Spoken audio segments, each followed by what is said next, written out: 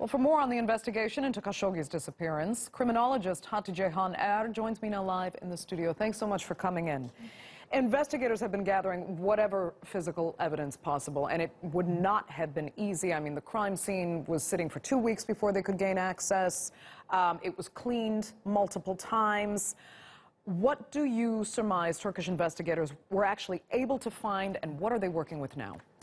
Well, it doesn't really matter. I mean, a lot of time can go past and you would still be able to find evidence, forensic evidence in a crime scene. There's been cases, many cases where 3 years later they reopen a cold case and they find that there was blood on the walls, for example. They would be able to still collect any form of physical evidence, yes.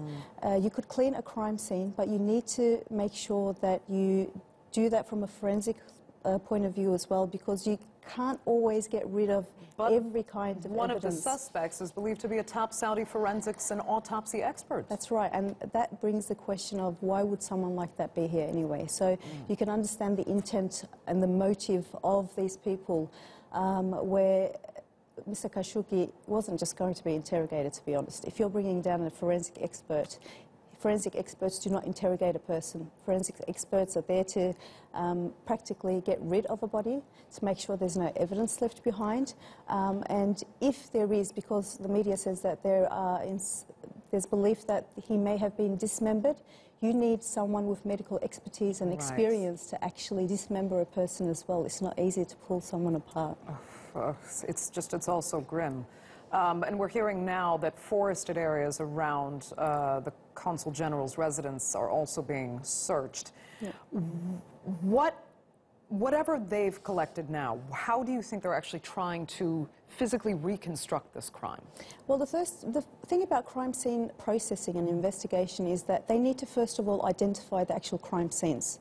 After identifying the crime scenes, the initial thing would be to walk around, not touch anything, and to determine what would become an evidence.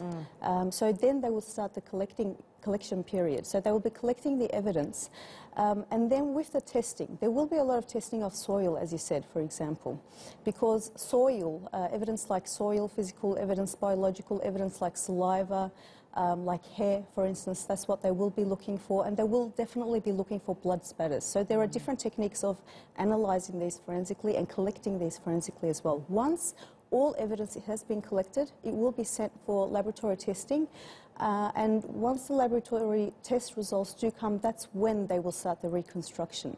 With reconstruction, it really means they want to see, the crime analysts, the crime scene investigators need to understand how the crime took place, before it started and how it ended.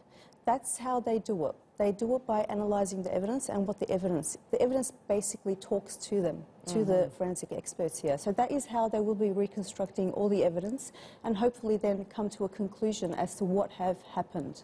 And speaking of evidence talking to them, we're hearing there may actually be some recordings of this crime taking place. We'll have to wait for confirmation on that. But Hatice Han Er, thanks so much for coming in.